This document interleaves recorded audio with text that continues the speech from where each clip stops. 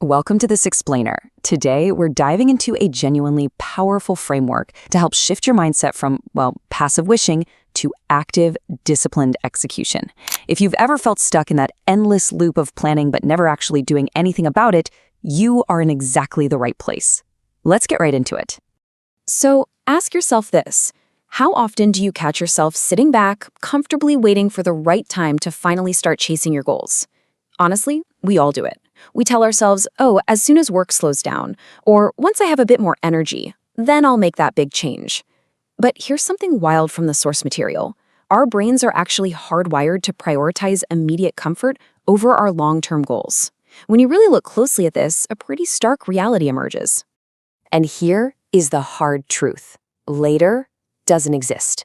It's just a comforting lie you tell yourself to avoid doing the hard stuff right now. I mean, the world isn't going to stop spinning for you, right?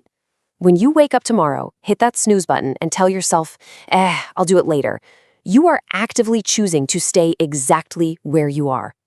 Later is simply an illusion. Which brings us to section 1, the myth of later and the trap of comfort. Now, everyday distractions literally let precious drops of your time just slip away. Think about it. When was the last time you opened your phone to check just one message and suddenly, poof, 30 minutes vanished to doom scrolling? Our sources highlight that we're living in a world that is constantly fighting for your attention.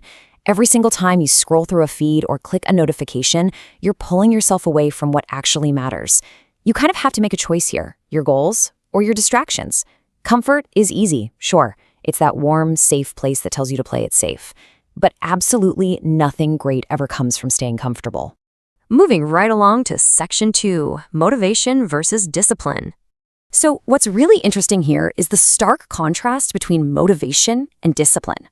You absolutely cannot rely on motivation because only discipline is going to get you out of bed when that initial excitement fades away. The text describes motivation as something that comes and goes like the weather. One day you're ready to conquer the world, and the next, you can barely get out of bed. Discipline, on the other hand, doesn't ask if you're in the mood.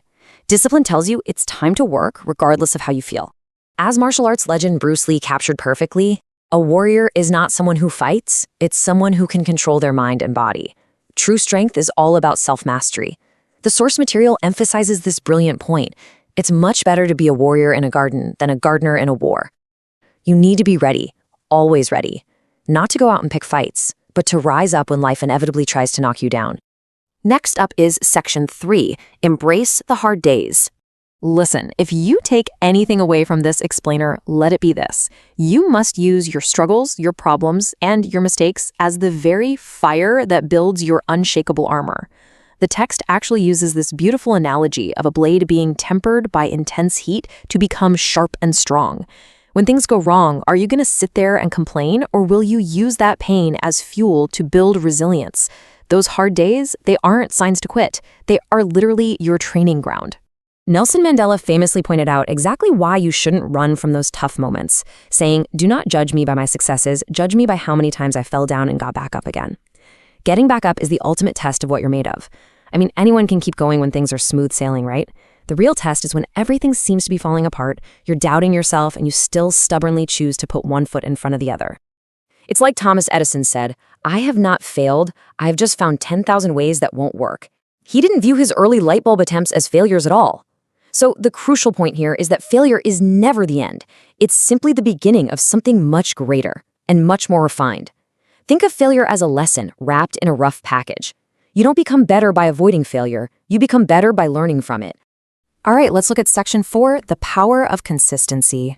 This brilliantly illustrates that success is definitely not one giant leap. It's a compounding process of showing up every single day, even when progress feels incredibly slow. Transformation doesn't just happen overnight. Day 1 starts with small, uncertain steps that honestly feel a bit like stumbling in the dark. Then comes month 1, the quiet, invisible daily grind where nobody is clapping for you. But as you hit year 1, those compounding efforts build real momentum. And by year 5, you finally reach a point of undeniable transformation and victory. As Dwayne "The Rock" Johnson puts it, success isn't always about greatness. It's about consistency. Consistent hard work leads to success.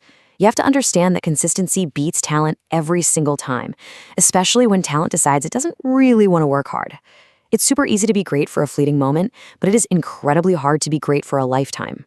If you can just push through when the work gets boring and the results aren't immediately visible, you will absolutely outlast the competition. That brings us to Section 5, From Planning to Action.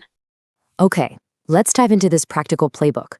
You really need to break down your massive goals into these 4 daily actionable choices. First, find your purpose. That's going to fuel you on the dark days when you just want to quit. Second, step outside of your comfort zone. Third, turn off the noise and lock in your focus. Ruthlessly shut out those distractions. And finally, take the first step, no matter how small it is. Don't just talk about what you're going to do, show it through the energy you put in today. The Roman Emperor Marcus Aurelius realized a timeless truth when he said, "You have power over your mind, not outside events. Realize this and you will find strength."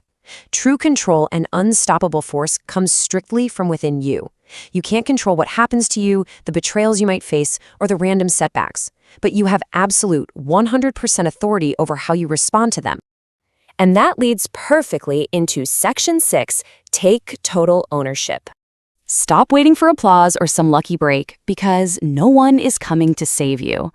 Let's be brutally honest for a second here. Blaming your circumstances, your upbringing, or the people around you, that just lets you off the hook. The cavalry isn't coming. It's so easy to point fingers, but it will never change your reality. You have to be your own biggest fan and advocate, because if you wait around for someone else to motivate you, you're going to be waiting forever.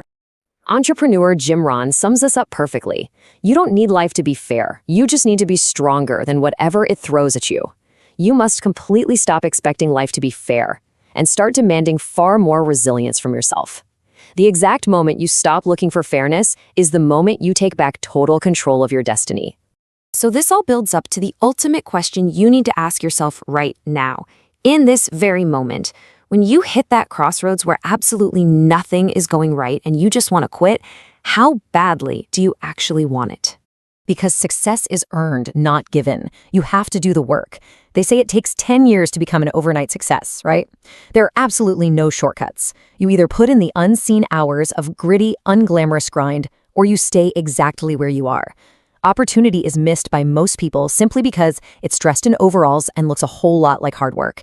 You have to be willing to do the small, tedious things over and over again in silence.